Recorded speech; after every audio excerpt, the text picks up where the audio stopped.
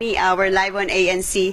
Unang-una, maraming salamat sa iyong oras. Alam ko, sinabi mo kanina lang na medyo nag-wear off na yung anesthesia sa pagtahi ng sugat mo. So, kumusta na siya?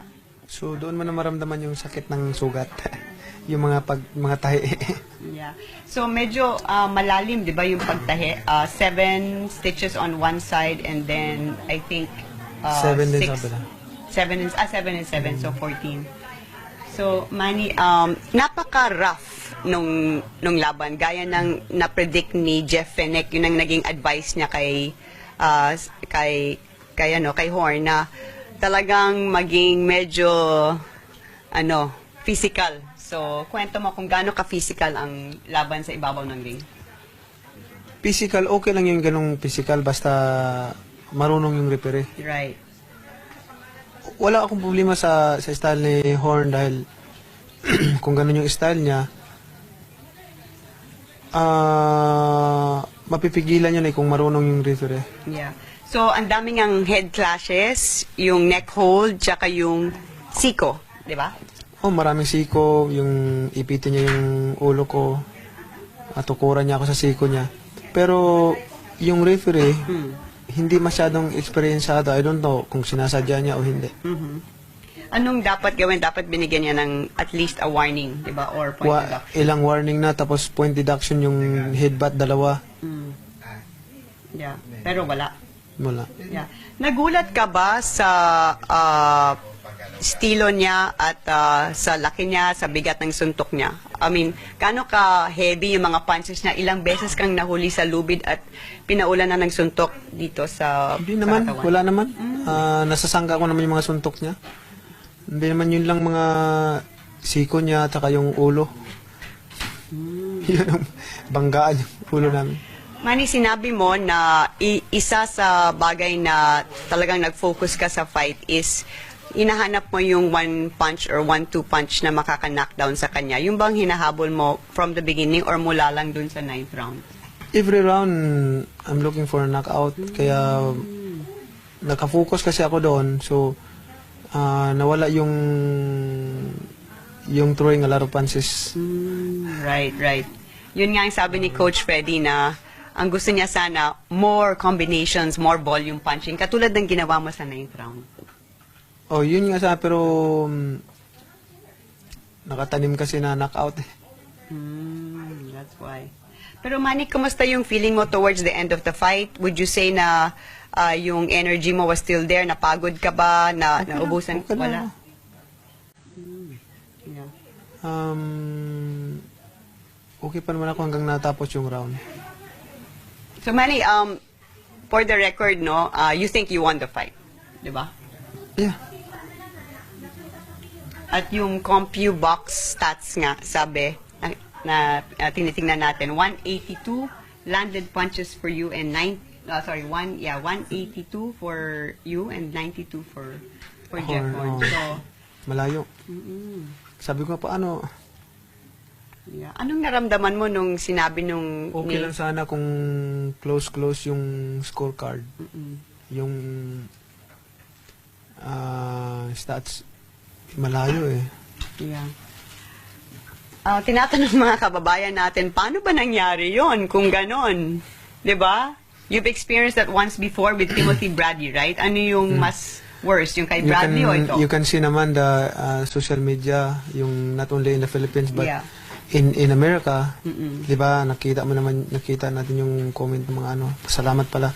Yeah. Thank you to all the people who give their comments about the fight. Like Kobe Bryant, di ba? Kobe Bryant, si Teddy Atlas from ESPN. DeRozan, si DeRozan, Lillard. Yeah. So, you've got all these big sports stars feeling that you want to. So, how does that make, anong feeling mo na panig sila sa'yo for this fight? Thank you for the support and also for believing Yeah. that I won the fight. This is, I'm praying that it will not affect or ruin the name, the boxing industry. Yeah. Nandun ako nung ini-interview ka kayo nung ESPN ni Teddy Atlas at sabi diretso ni Teddy kay kay Jeff that he said I don't think you won the fight. 'Di ba? Anong feeling mo nung narinig mo yung sinabi ni Michael Buffer na the new? So after the bell rang, you were pretty confident na ikaw yung nanalo sa fight, man. So you're gonna ask for, I know sinabi mo open ka sa rematch, pero is that really yung ba yung gusto mo? Pag-uusapan pa yan. Pag-uusapan pa yan. Yeah, pero kung magkaroon ng rematch, okay ka lang kung dito sa Australia or sa Pilipinas? Okay lang. Basta ako mag-request ng mga judges saka referee. Yeah. In-approve mo ba yung mga judges and referee ngayon? Wala, hindi ko kilala yun siya. Hindi ko kilala. Okay, Manny, sa pagbalik mo dito sa hotel, no, yung Thanksgiving fellowship na ginanap, pagpasok mo pa lang, ay pumapalakpak na ang mga Pilipino and chanting your name. Pasalamat ako sa mainit na pagsuporta, pagmamahal ng mga Pilipino. Alam nila lahat at salamat sa pagdarasal at sinabi ko na kayo naman ang nagbigay sa akin ng inspirasyon para nandito ako, pagpatuloy ko at lagi kong pinagbubutihan. Ang sabi ni Coach Freddy at ni Bob at na they're going to talk to you daw, siguro pahinga ka muna, about the possibility of hanging up your gloves. How do you feel about this right now? Tuloy pa rin ang laban or pag-iisipan mo pa rin? Huwag muna natin pag-usapan yan. Okay. Well, you do want to have a rematch, di ba?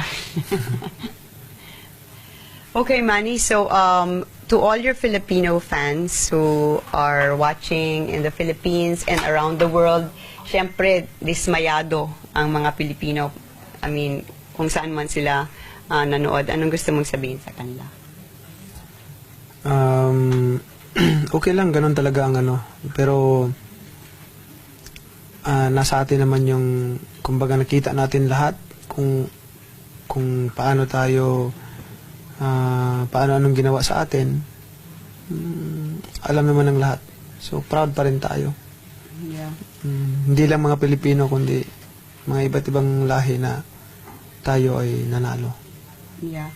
Sabi mo nga dun sa fellowship na nung naiyak ka, no, na parang hindi mo akalain na isang Manny Pacquiao na dating nagtitinda ng sampagita or pandesal sa Jensan ay maging tanyag, ganito katanyag sa buong mundo.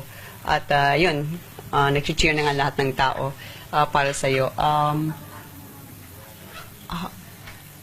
How long more do you want to continue to do this, Manny?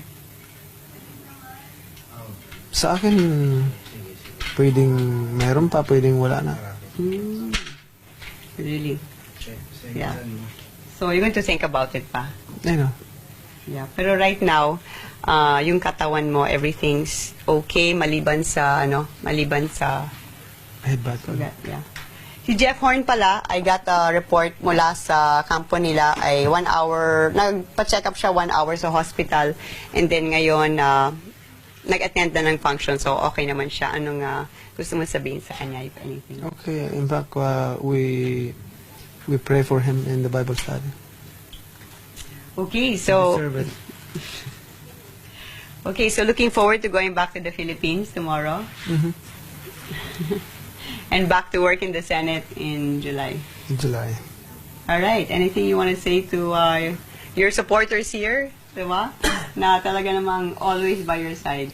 Nandyan si Senator Soto, si Congressman Toby Chanco. Nandyan yung mga kamag-anak ko lahat. All right. Well, Manny, thank you. Thank you for fighting so hard. We are always proud of you.